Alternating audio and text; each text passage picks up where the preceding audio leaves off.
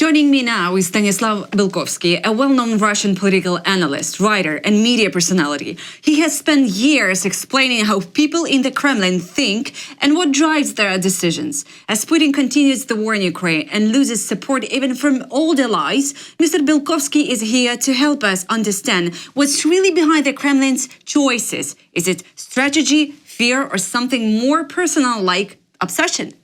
Mr. Belkovsky, welcome to the studio. Hello. Thank you for invitation. So I just want to begin from the recent Washington Post article, where a journalist describes Putin's refusal to compromise on Ukraine as a colossal strategic error that is costing Russia its regional influence, global allies, and future in energy markets. From your perspective, is Putin aware of this erosion, or is he entirely consumed by what some describe as an emotional obsession with Ukraine? And you said that not only once.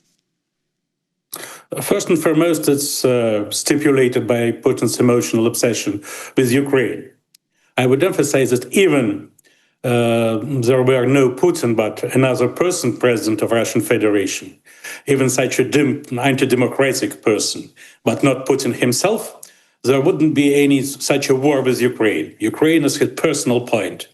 And he's quite convinced that he should suppress and oppress Ukraine as soon as possible. And his principal political goal is to make Ukraine the Russia-dependent state, some kind of affiliated society of the autocracy he has built up in the modern Russia.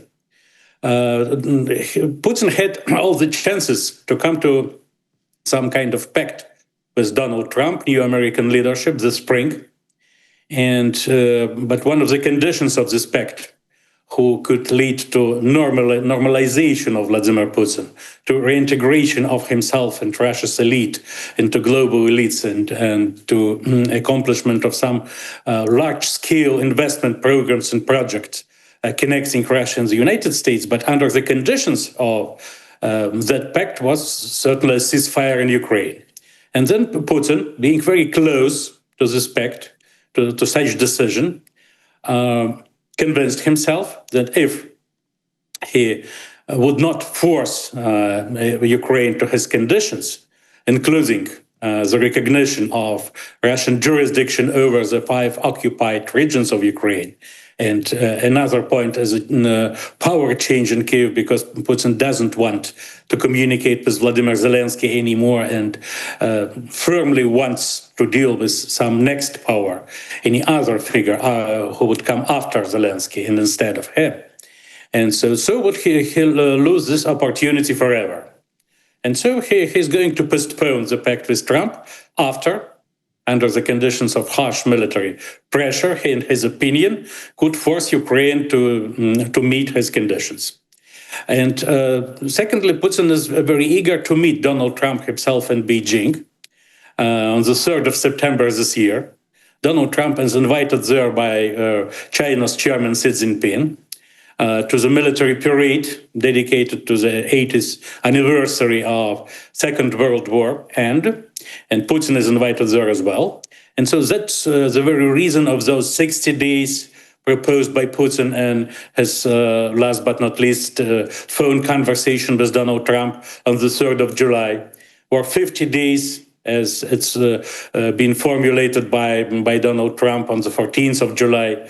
It's both 60 days of Putin's and 50 days of Trump do terminate on the 3rd of September. Putin is very eager to meet Trump there, and within this companion, with the presence of Xi Jinping and Trump, to decide the destiny of Ukraine. He is very hopeful that Trump would succeed to him, to meet his requirements concerning Ukraine. But without meeting these requirements, Putin is by no means going to stop the war and to come to any kind of armistice or ceasefire. Stanislav, but if this meeting in Beijing it's gonna happen definitely. But if American president will arrive, what signal it's going to give to the world? I mean, does it seem like the United States will turn their back to Ukraine?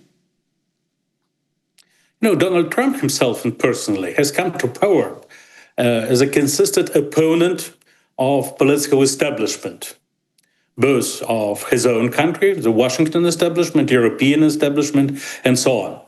And that's why he's not very fond of Ukraine, and he's not a friend of Vladimir Zelensky and Ukrainian leadership, which he considers as an inalienable component of this global political establishment. He doesn't like European establishment because, in his opinion, Europe has done its best to prevent Donald Trump from coming to power, keeping the power, and getting back to power in 2024. And this idea of the revenge is is one of the key points of Trump's informal political agenda. On the other hand, he's going to deal with Russia and Vladimir Putin to get it a little bit away from China and to get control over some important natural resources of Russian Siberia and Far East, including lithium and other metals, materials so crucially important under the conditions of modern technological revolution. Thirdly, Trump is going to make a deal with China and to put stop to this trade war initiated by himself in order to change the basic rules of this interaction with China. So all this could lead Donald Trump to Beijing, potentially, if he would come to the conclusion that this summit in Beijing on the 3rd of September could help him to resolve the key problems of his agenda. And he is formally invited by Xi Jinping. This proposal is firmly supported by Putin, but certainly the decision is not made yet. But when Trump agreed to postpone the sanctions and new trade barriers against Russia for those renowned 50 days, he emphasizes he's considering such an opportunity. He considers the war in Ukraine as first and foremost Europe's problem, and he could support Ukraine with arms, but through Europe and at Europe's expense. It's NATO countries' expense, which has already started, but we know that the pace of those arms supply is very low, and by the 3rd of September, Ukraine could hardly obtain the basic part of the arms promised by America and other NATO countries, first and foremost the Patriots. It would take several months to get new Patriots, even the German ones, which have to be replaced by American supply some later. And of course, he's warned by many of his representatives of his inner circle that Biden's war, as he depicted this war in Europe, war in Ukraine, should not turn into Trump's war. And that's why but at the same time, he's very disappointed by Putin's unwillingness and unreadiness to bring the situation to armistice, to ceasefire, because Trump promised it to his constituents, he promised it to America, and the most important, to himself. That's why he's now balancing between his readiness to come to some agreement with Putin, to his willingness to reach some new agreement with China, and to his obligation to put stop to this war. And the decision has not been made yet. Stanislav, what were you saying about the disappointment of a Donald Trump by Putin? I mean, what signs gives you that, except that he's posting that on Truth Social? We'll see it by and before the 3rd of September. Okay. First, we will have to find out if this meeting in Beijing would actually take place or not. If it takes place, it's one agenda. If it doesn't take place, Trump would oppose to the plan proposed by both Xi Jinping and Putin. Secondly, we'll know if Trump would really launch those tariffs, those sanctions against Russia on the 3rd of September, as he promised to do, when the situation would not come to armistice by that term. And now Russia exports about 5 million barrels of crude oil daily. And this volume could, to a certain extent, be replaced by different sources from Middle East countries, some countries of Latin America, like Argentina and Guyana, and by the United States themselves. But at the same time, the biggest consumer of this Russian oil is China, with 2.2 million of barrels daily. And so there's still unclear if China would really refuse the Russian oil, if it would conform to new Trump sanctions regime. Or it, by today, at least, those promises of Donald Trump to impose those tariffs, 100% tariffs on Russian oil, is considered by many market players and by many countries as bluffing. Maybe it's because Trump as a player usually uses bluff as a tool of his, as an important weapon of his pressure on his potential partners and counterparts. And so, in my opinion, the situation is still unclear. Putin has promised to Trump that military pressure he could impose on Ukraine by the 3rd of September would be hard enough to make Ukraine to meet some Russian requirements or some successions. So the situation by and before the potential summit at Beijing would be some different from the 3rd of July when they discussed all the circle of problems. But we still don't know what would do Vladimir Putin, what new radical steps he would undertake in the military field, because, of course, whereas the front line is not so important for such kind of war, because the key point, the key objective of Vladimir Putin is the exhaustion of Ukraine, to get Ukraine exhausted enough, to get a retrieve of critical resources, including mobilization resource and psychological resource to resist, the will to and willingness for resistance, to make Ukraine to meet some conditions which still are, of course, hardly acceptable for Kiev. Why do people in Kremlin don't understand that it works quite opposite?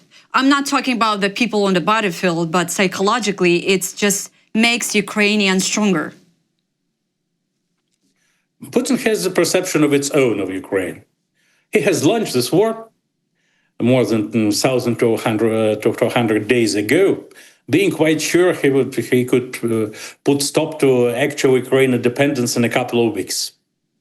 And he pinned his greatest hopes on the total betrayal of Ukrainian elites, including bureaucratic and military ones.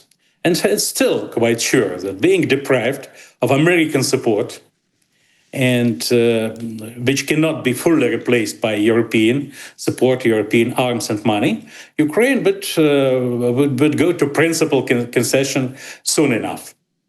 And there is no one who could dissuade Vladimir Putin. Don't forget, Viktor Medvedchuk is still his key advisor onto the full scale of Ukraine questions and problems, and not in vain, because Vladimir Putin and Medvedchuk share the same attitude to Ukraine, that Ukraine is a false, fake statehood, false identity, which is created artificially by Russia's enemies in the West to counterbalance Russia's influence in the space of its former empire. And that would lead Vladimir Putin to his next military and political steps inevitably. This strategy would not be changed. Vladimir Putin would never step down from this, from his doubtless willingness to destroy Ukraine as independent statehood and turn it into a Russian satellite. Yeah, absolutely. Until he's alive, I don't believe something will change, to be honest. Yeah. I would emphasize again that if it wouldn't be a Putin Russia's president, the situation would be dramatically different. Even Russia would become such a kind of autocracy as it has become under Putin's. Okay, but now, when, he's not immortal and he will die eventually in 10 years, so 15, 20, I have no idea.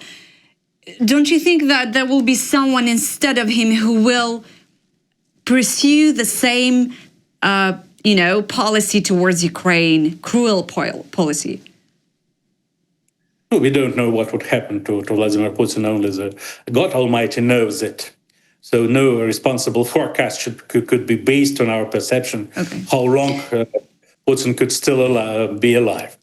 But of course, Russia objectively, regardless of Vladimir Putin thinks of it, needs the isolation and normalization.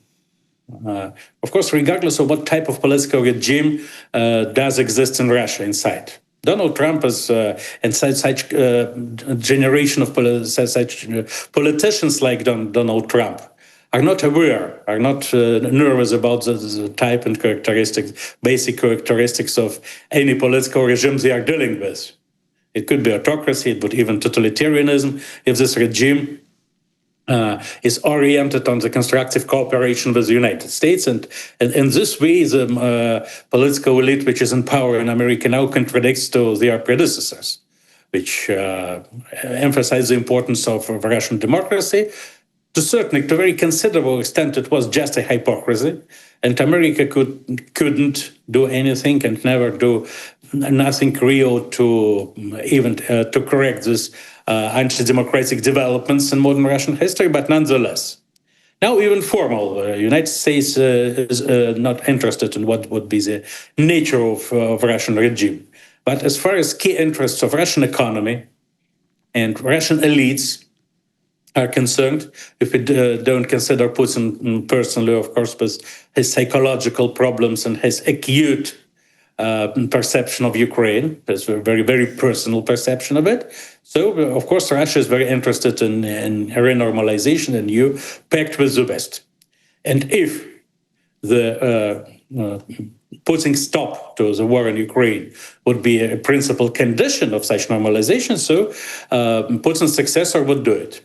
No doubt. But when could it happen? Under what conditions could it happen? How much time it would take, and what would to happen to Ukraine itself within this time period is still unclear, of course. Absolutely. Yeah, and I just want to refer to the Washington Post article once again. They say that state media's personal attacks on Melania Trump after her supposed influence on Donald Trump's pro-Ukraine shift suggests that Kremlin feels genuinely threatened by the symbolism of this change. Do you believe, or do you see any signs that Moscow is more alarmed by shifting Western policy, or by signs that Putin's image is unrevealing even among former sympathizers? By now, not really, I think. Putin is not afraid, because we should not exaggerate the influence of Melania Trump. It's a good tale, of course. It's a good image myth for First Lady of the United States, especially taking into consideration that as far as we can evaluate it, Donald and Melania are not really 100% family for many years already. And so it's a good being, it could be well sold to public opinion, this idea that Melania Trump could influence his husband to become softer to former allies and to become more emotional about Russia's massacres in Ukraine or anywhere else. But no, Vladimir Putin is still convinced, at least to a very considerable extent, that he could come to the agreement with Trump. The Trump is objectively very interesting in getting control over the key natural resources of Russian Siberia and Far East, especially if we take the factor of competition between US and China into consideration. Of course, Putin would not betray China. And to bet 100% on his ally with the United States, especially understanding that Vladimir Putin does not trust democracies, because dealing with democracies, reaching any agreements with democracies is very risky, because any democratic leader is dependent on its constituents, is dependent on terms of on his term and power, on elections. And if the power and democracy changing tomorrow, so those agreements could be revised any day. If you treat with autocracy, when the power is never going to be changed. So there are no such problems. And Putin, of course, is for Putin, it's much more comfortable to deal with autocracy like his own regime in Russia. China is much more favorable partner for him. But at the same time, Putin is going to balance between US and China. And he still thinks that some business proposals he channeled to Donald Trump through Donald Trump envoy Stephen Witkoff and Putin's envoy Kirill Dmitriev are very, very lucrative, very, very attractive to Washington. And with some modest concessions on the Ukrainian front, he could reach some pact without damaging his relationship with China and XiJinping. That's why he's so eager about getting Donald Trump to their joint meeting in Beijing on the 3rd of September. Yeah. And now he thinks, and he still has got some concessions for Trump, hasn't he? When Trump has put off his decision on sanctions, proclaimed before the 14th of July, and many observers, many analysts expected that Trump would support this Lindsey Graham, Richard Blumenthal Act project, presuming 500% tariffs onto the Russian oil. But nothing happened like this. Trump agreed to give Putin 2 months more with regard to their potential meetings. And now I don't see any problems with Putin's perception of the situation. He's not afraid. Of course, he's a little bit disappointed that Donald Trump has not sacrificed Ukraine for the sake of their large-scale agreement between US and Russia. But at the same time, we should take into consideration China's position to this, because China is not interested in Russia's normalization. Because while Russia is under Western sanctions, Russia is considered by America and Europe as an enemy, or at least as a harsh opponent. China could first spread its influence and increase its influence over China, over Russian Federation, turning Russian Federation into an effective satellite, and to obtain Russian natural resources for extremely low prices, which could never be gotten when Russia is still would be back again to the cooperation with Occidental countries. That's why that's another reason Putin does want three of them, himself, Xi and Trump, to discuss it all in Beijing, early September. Okay, understood. And, I'm curious about the Russians that are running away from Putin regime, or those who left maybe much more earlier. Stanislav, are Russians still, having a hard time living abroad, especially those who left from 2022? Some say in the articles, or some my acquaintance friends say they avoid saying they are from Russia. I saw those people. Is there still pressure or discrimination they feel abroad? To a certain extent, yes. And I think if Europe wanted to really damage Putin's regime, it would facilitate for Russians being against the war and Putin's totalitarianism to get out of Russia and the funds, the money to get out of Russia. European sanctions were, to a very considerable extent, doubtful with regard to that, because they blocked some Russian people and some money inside Russia, and in such way broadened the basis, the foundations of Putin's regime, both psychologically and financially. But if we consider the Putin's regime and its development, so it's a growing totalitarianism of Soviet type, but because not a communist totalitarianism, but rather hard right-wing anti-communist totalitarianism, regarding and reflecting the personal views of Vladimir Putin himself. But at the same time, it's a very hard regime, which with no hint on any civil rights and liberties which Russia has got after the Soviet Union collapse in early 1990s. And Putin has consolidated this regime, and he's not afraid of the power himself. He doesn't see any forces who could lead to any collapse of his power inside the country. He's still, to some extent, afraid of the United States and its allies. He was afraid of some special operations like Ukraine's of the 1st of June or Israel's operations against its enemies, because those operations showed how dangerous the new technologies could be to tyrant. And such operations show that not just ordinary people are vulnerable to the war and its consequences, but the leaders, the dictators who make decisions about the war are vulnerable as well. This, everything connected with the security, is of course painful for Vladimir Putin and could lead him to such decisions and concessions. But he's not afraid of the stability of his regime, neither politically nor economically. There is no opposition in Russia, everything is destroyed. As usually in the history of the world, totalitarianism, while it's still hot, does not allow any kind of political opposition. Yeah, but do Russians, those who live abroad, still feel any shame that their countries started this war, or do they not talk about that any longer? Of course, being among those Russians, I'm psychologically discomfortable about my country has launched this war. And I've been... Yeah, absolutely, Stanislav, you are. And I mean, that's absolutely right. But the people you talk about, the people you meet abroad... what people do you mean? I mean Russians, your friends, people you know.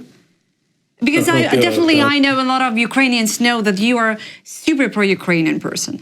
But, and I mean, you're so concerned about what dictators do. I've been pro-Ukrainian person for ages, but at the same time I am Russian, and I am not ashamed of being Russian. At least it's inevitable. Yeah. I cannot cease to be Russian, you know.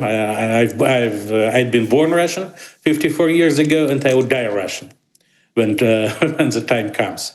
And of course, I don't feel comfortable about Russian totalitarianism and war. But at the same time, I'm building my life outside of my home country, of my motherland, having some private priorities and cultural priorities having nothing to do with Putin's regime. And what can Russians do now? I think many people like myself did their best to prevent this war and to oppose the Putin's totalitarianism, but misfortunately we've proved collectively very weak to do something potentially changing the situation dramatically. And we'll have to wait what would happen to this regime with the passage of time from the objective history point of view, from historical march of events, which is, in my opinion, as a Christian, it's a question of predestination. Of course, we cannot predict it, and we cannot forecast what would happen and in what terms something could happen. But the development of the history should, of course, lead to regime change in Russia and the changing the priority of this country without destroying it. But how much time it would take, I cannot. I cannot forecast. Yeah, absolutely. No one knows. You know what? The other article drew my attention. I bet you saw it. It says anti-woke dad who fled with family to Russia sent to war zone. And, you know, some Americans are not just moving to Russia. Now I see that, but they are ending up on the battlefield. Do you believe Russia is actively learning, you know, disillusioned Westerners with propaganda only to send them into combat? Or is that a just unique case with that American who went to the battlefield? The propaganda priorities of Kremlin have changed dramatically earlier this year, when it proved suddenly that US is no more the basic enemy. The European Union, and ahead of Germany, and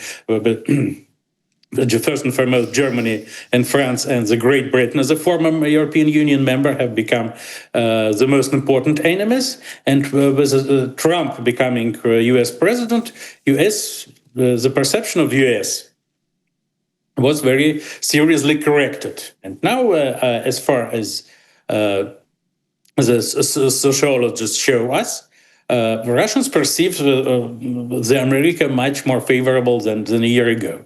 But the sociology under the conditions of totalitarianism does not reflect the reality, because this sociological interviewer is widely considered as a police agent of the power.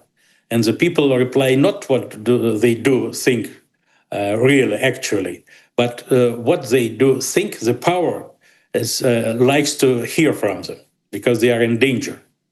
It's been in totalitarian regimes and societies forever. But the sociologists show us, even under such conditions, that the vast majority of Russia is not just not against America anymore, but for armistice, for ceasefire in Ukraine, more than 50% of Russians without any preconditions. And this, of course, first and foremost contradicts to the Putin positions, who is not going, the Russian president is not going to reach such armistice without the principal concessions from Ukraine's part. And secondly, it shows that despite this war, it's not a people's war, for the vast majority of Russians. It's something on the frontier, or both of Russian territory and Russian collective consciousness. But nonetheless, it's not considered by the majority of Russians as a national goal, victory over Ukraine. The peace is something much more important for Russians, even now, even under totalitarian regime, with all the tools of its propaganda and the results of this propaganda. But I think that the numbers of Russians that want peace just changed. It has raised, isn't it? It has raised for the past half a year, not including because of Trump.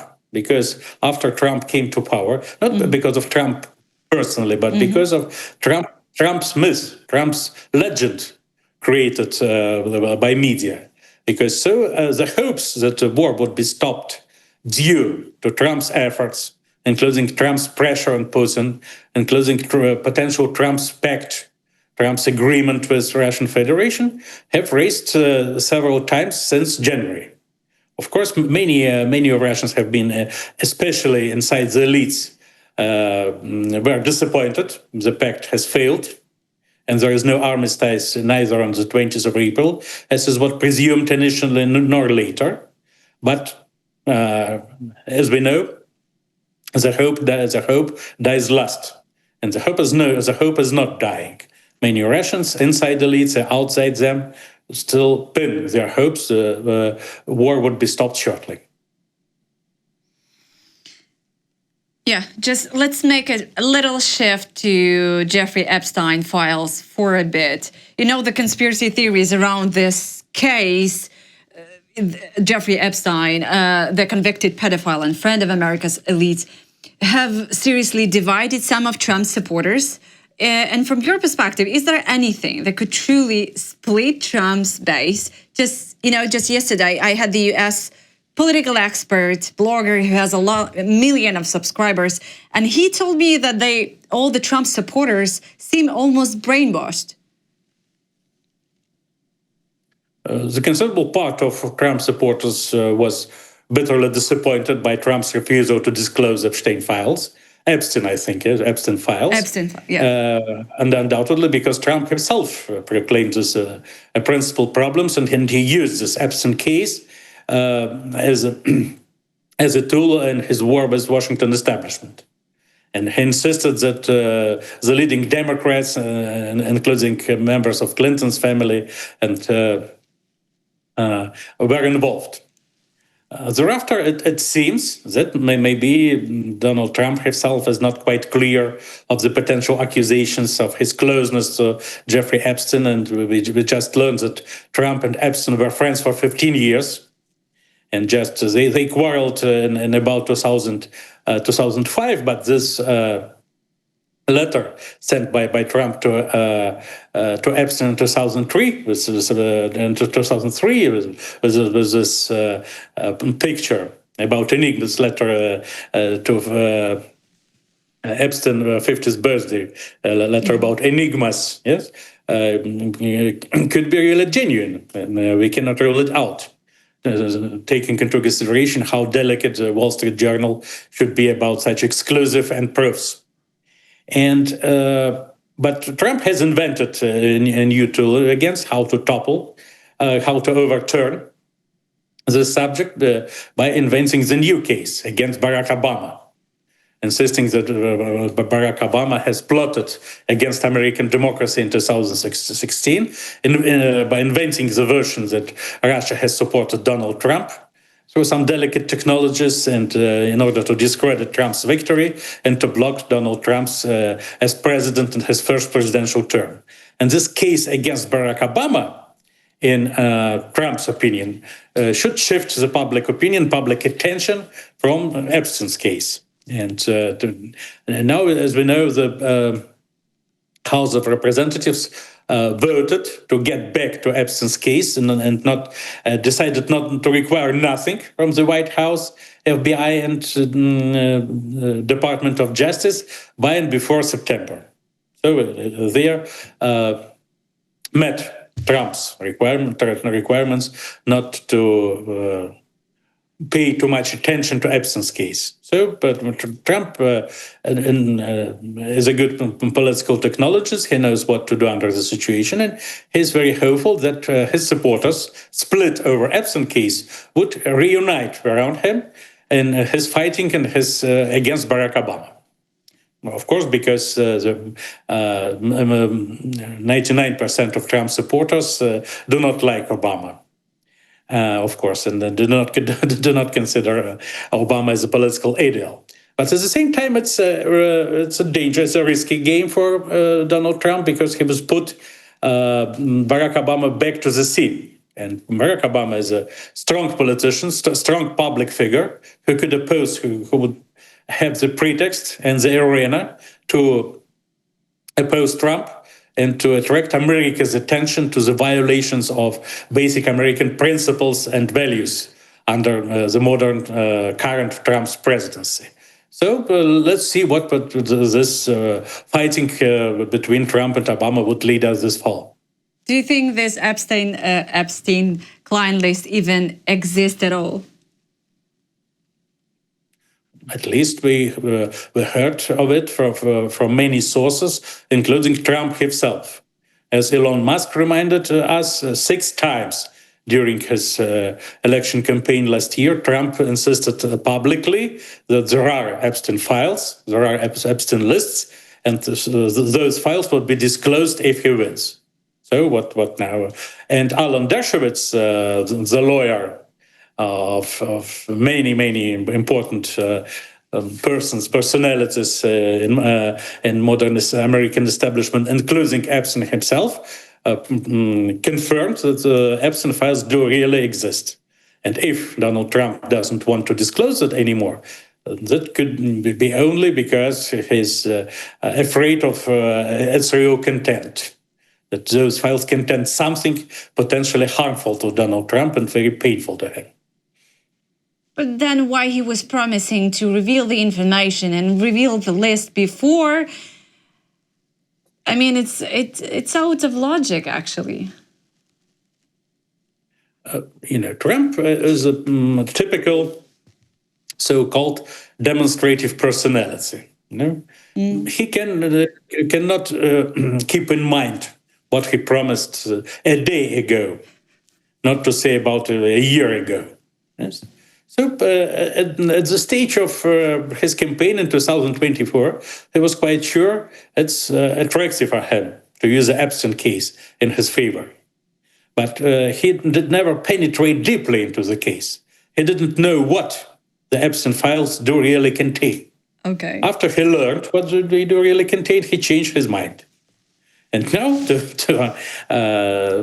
getting back to his attempt to launch a case against Barack Obama just to get the public attention away from Epstein's case. His basic idea is to tell America, Epstein's case is no more important. Let's talk about how Barack Obama wanted to prevent me from becoming president in 2016 and to get Barack Obama arrested. Of course, I don't think Donald Trump does really believe the deal would end up with arrest of Barack Obama. But the shock of the task itself, the shock of such saying itself would be big enough in different layers of American society that they could make America, to a certain extent at least, forget Epstein, at least for several months, which Trump is very interested in. And thereafter, Trump would invent anything else in international politics or in his fight against illegal immigrants or something alike to make America forget it. Hopeful that public opinion could forget anything as easy as Trump himself could afford it. And I was thinking about the case that they were so loud a few months ago, or maybe even more, and now Trump's don't talk about that anymore. It's Greenland. Why is not an option in his narrative any longer? The Prime Minister of Denmark, Mette Frederiksen, did it perfect earlier this year when saying, let's never discuss even Greenland. If Trump understands that Greenland is no more interesting for media and public opinion, he would forget it or at least put it off. And it happened. I think the idea of taking control over Greenland was quite realistic, contrary to the idea of getting Canada as a 51st state of America, of course, which is quite unreal. But Greenland, promoting Greenland independence and then signing a special agreement with Greenland, as America has with several territories in the Pacifics, yes, it would be it would be realistic within the term of a couple of years. But Trump himself did everything to ruin it, because by threatening by armed forces and anything alike, So that's why he inspired the opposition to his plans in Greenland itself. While at the very beginning, and earlier this year, the Greenland politicians and population were loyal enough to the idea, at least to discuss how to become a full-scale independent country and then come to special status in its relationship with the United States. Now it's postponed. And every time Trump could not come to the success with lightning speed, he becomes, to a certain extent, indifferent to the question, and he turns his attention to the number of different problems. In that case, he can be indifferent to Russian sanctions and tariffs in 50 days. If he comes to the conclusion that his participation, his involvement in the big war in Europe is not favorable for him, both politically and from business point of view, he could become more indifferent to it, and the MAGA isolationist wing around him does support this very position, that let's distance itself. The America should distance itself from any European problems. And they are playing, of course, of Trump's revengeful sentiments toward Europe, because the Europe opposed him, openly and publicly opposed European leaders, European elites. That's why the idea that Europe has been parasitic for decades toward America and has built a social state, European trademark social state, due to the expenses America incurred for Europe's security. Yes, this is the idea, the logical construction, very understandable for Trump. And to a certain extent, it's true. But we should emphasize that it was under the conditions of American-centered world. It's one-pole world, and when America, of course, was a guarantor of the global security, and in such way had to carry the basic burden, including financial one, of the global security. If and when the America-centered world doesn't exist anymore, so of course America could review his approach to the questions of the expenses. And now Europe is approaching this point where it should take all this burden itself, and to change not just the policies in the field of security, but to reshape its identity, reinvent its identity after it becomes a fully independent and so lonely force in the rapidly changing world. And so Trump would maintain equilibrium between the different positions of the MAGA isolationism of himself and his own promise to put end to European war, and his willingness to be the GOAT, the greatest of all times. And if he's the GOAT, he should meet this obligation, start himself, and to the Almighty God to put stop to the European war. Let's see what would happen, especially the closer this date of the 3rd of September would be, because it's a decisive threshold after which something should be decided. If I will stay alive by that moment, I will definitely talk with you about that online. And just I'm listening to you. I recall the quite recent interview of the former Ukrainian Minister of Foreign Affairs, Dmytro Kuleba. And he, in one of his interviews, he said, sometimes I feel it's better that the United States not involved in all this negotiation process regarding peace in Ukraine with Russia. They could help, of course, we need that, but just better to stay away for any talks with Putin. No, now I don't see any ground for direct talks between Russia and Ukraine. Formally, yes, the talks could take place in Istanbul or anywhere else, but the positions of parties are dramatically different. Russia insists on Ukrainian recognition of its jurisdiction over the occupied regions, and actually on the replacement of top personalities in Ukraine power, including Zelensky himself. Ukraine could by no means accept it, in my opinion. So what? Without any intermediaries, without any patrons, those negotiations could not go on. But it would depend how really interested America is in the positive results of the negotiations of the whole of this process. It's still unclear, because of course Trump, if he's fully free of any political and moral obligations, he could lead the situation to the separate pact with Putin, regardless of Ukrainian interests and Europe interests. But still, he's not 100% free, especially of his own devotion to his role as a peacekeeper, as a person who brings peace to this devastated world. I'll do better. I do better next time, and I hope to see you again in our studio. And thank you for your time and for your sharp mind and answers. As well, thank you very much for the invitation. See you soon. Thank you. Bye-bye. Bye.